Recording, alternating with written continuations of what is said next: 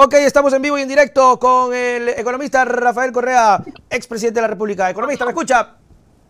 Ahorita sí, ¿cómo estás? ¿Cómo está, economista? Aquí, pues, agradecido de que nos dé su tiempo para conversar de lo que ocurre en el país, principalmente con esta crisis que el mundo está horrorizado, menos acá, y me gustaría entrar con esa reflexión. El mundo ha castigado 29 países, todos, incluso Estados Unidos, ha dicho que esto es una cosa horrorosa. Sin embargo, acá en el país no se siente mucho la situación. Hay un cerco mediático que protege, tratando de lavarle la cara al presidente. Le pregunto, ¿es posible con este tipo de cosas lavarle la cara a un presidente? Bienvenido, Rafael Correa. Gracias, Nelson. Al interior del Ecuador, con la prensa que tenemos y lamentablemente con la gente crédula que tenemos, porque cuando te engañan una vez es mala la prensa. Cuando te engañan 10 veces es mala la prensa. Cuando te engañan 200 veces que te gusta ser engañado, ¿no? Pueden lograr lo que sea. Pero a nivel internacional, o sea, Noboa es un paria, es un troglodita y el prestigio del Ecuador está por los suelos. El problema es que el daño es para el país y para su pueblo y la gente no tiene idea de lo que ha pasado. Ahorita estaba escuchando las declaraciones de Alicia Bárcena, nos llevan al Tribunal Internacional y están pidiendo que si no pide disculpas públicas el gobierno de Noboa por lo que ha hecho, nos separen de Naciones Unidas.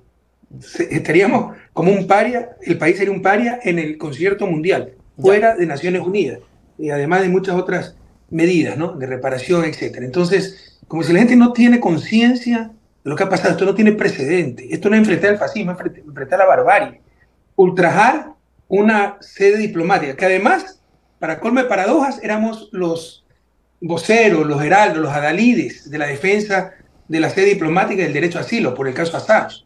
Hicimos hasta una opinión consultiva, pedimos una opinión consultiva a la Corte Interamericana, donde ratificó la inviolabilidad de la sede diplomática, el derecho al asilo, y ahora eso lo vamos a utilizar contra Ecuador.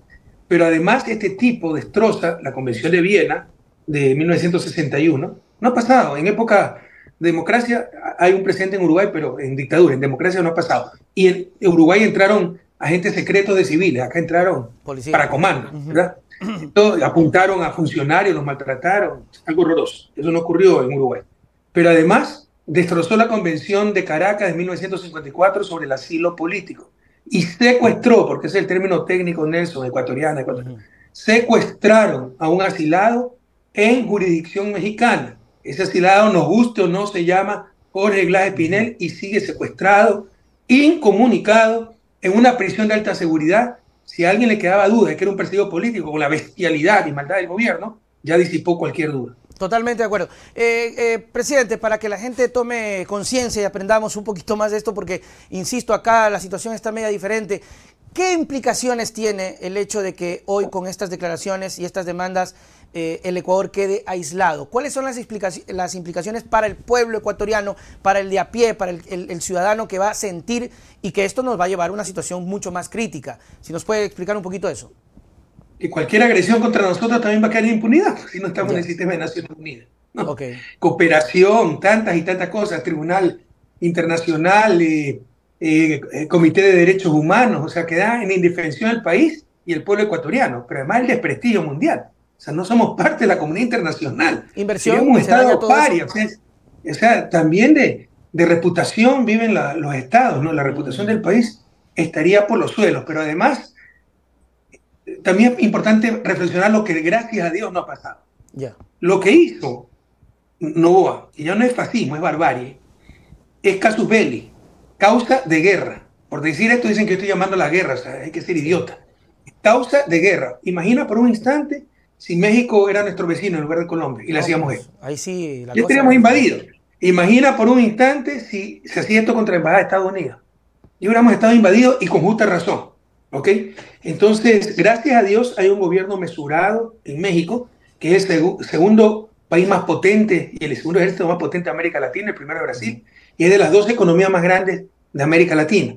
Y han tomado la cosa con mucha sensatez. Pero un gobierno menos sensato, o eran vecinos nuestros, y era un casus belli. Todavía pueden bloquear el Golfo de Guayaquil si quieren, y no hacen quebrar como Estado. Entonces, todo esto lo podían hacer, porque es una agresión a México. Entrar a su embajada es como invadir México, entiendan. Entiendan lo que ha hecho este muchacho malcriado, inconsciente, megalómano. Ha sacrificado a su pueblo por tratar de ganar una consulta, porque quiso dar un golpe de efecto, creerse a los Bukele. Entonces, que eso le iba a dar votos, ¿no? Ojalá la gente sepa responder en esa consulta mañosa, innecesaria y que no está haciendo gastar 62 millones, pero lo peor, no le ha importado sacrificar a su propio pueblo por disque ganar una consulta. Y esto no puede ser tramitado como una situación para llevarlo a juicio al presidente de la República cuando vemos si el país empieza a aislarse, a tener implicaciones internacionales, a no tener la cara para pedirle inversión a otros países, ayuda, colaboración, apoyo.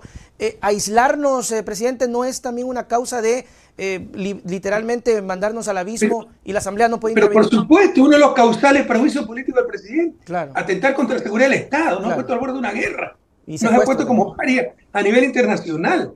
Si nos sacan del sistema de Naciones Unidas estamos en indefensión, hemos atentado contra la seguridad del Estado. Debería ser inmediatamente juicio político, pero lamentablemente en el nivel de anomia que tenemos, desprecio por la ley, por la verdad, por los principios, siempre ha sido así, pero estos últimos 7 años ha sido brutal. O sea, lo que rige la fuerza, no la razón. Noboa debió dar un paso al costado si tuviera responsabilidad después de la estupidez que ha hecho. Y ya le están dejando solo a sus ministros. No sé si escuchas, Somerville. Fue una decisión tomada por el presidente. Me imagino un ministro diciendo esto. Palencia, fue una decisión tomada por el presidente. ¿Entender? Este muchacho que le están cargando toda la culpa. Ya, pero esto es motivo de juicio político, como el juicio a los ministros, que lo tratan de demorar en la asamblea, con mañosería. Pero lamentablemente el Ecuador no rige la verdad, no rige la razón en estos momentos, rige la fuerza, y la fuerza la tienen ellos. Es motivo de juicio penal. Él atentó contra el artículo 111 del Código Penal. Si quieres se los leo, si alguno tiene alguna duda. Por supuesto, adelante. Que nos habla de las personas protegidas en caso de conflicto. Perdón que use los lentes, la vejentud. ¿Ya? Va contra la vanidad, pero ¿qué le vamos a hacer? Peor es no leer, ¿no? Entonces, acá está. Artículo 111, del Código Penal para casos de guerra, que es lo que le está invocando. No hay un conflicto interno. Si como hay conflicto interno, él puede ultrajar embajadas, secuestrar asilados. Pero está regulado también el conflicto, interno y externo. Dice, artículo 111, en caso de conflicto interno o externo. Personas protegidas por el derecho internacional humanitario. Para efectos de esta sección, se considerará como personas protegidas a las definidas como tales por los instrumentos internacionales vigentes del derecho internacional humanitario, y en particular la siguiente: 1, población civil; 2, las personas que no participan directamente en hostilidades; 3, personal sanitario religioso; 4, los periodistas, etc. 7, clarito, los asilados políticos y refugiados. ¿Y qué dice el artículo 125? Privación de libertad de personas protegidas. Ya leímos lo que es la persona protegida, asilado y refugiado también. La persona que con ocasión y en desarrollo de conflicto armado, porque esto está regulado para conflicto. Este cree que en conflicto armado puede hacer lo que le dé la gana, ¿ya?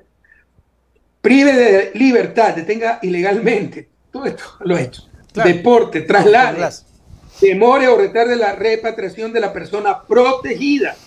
Será sancionada con pena privativa de libertad de 10 a 13 años. Si tuviéramos una fiscalía decente, honesta, no la sinvergüenza delincuente que tenemos, ella misma ya hubiese empezado la acusación contra Noboa. O sea, esto amerita juicio político al presidente y juicio penal, porque les acabo de leer, no hay lugar a duda que ha cometido un delito penal. ¿Qué va a pasar en Ecuador? Por lo pronto nada. Este señor está ensimismado con el poder. Esto tiene pena de 10 a 13 años, normalmente prescribe en el tiempo de la pena, 13 años. Después de 13 años no va a estar en el poder. Después de 13 años todavía se le puede seguir poner el juicio por esta atrocidad que ha cometido.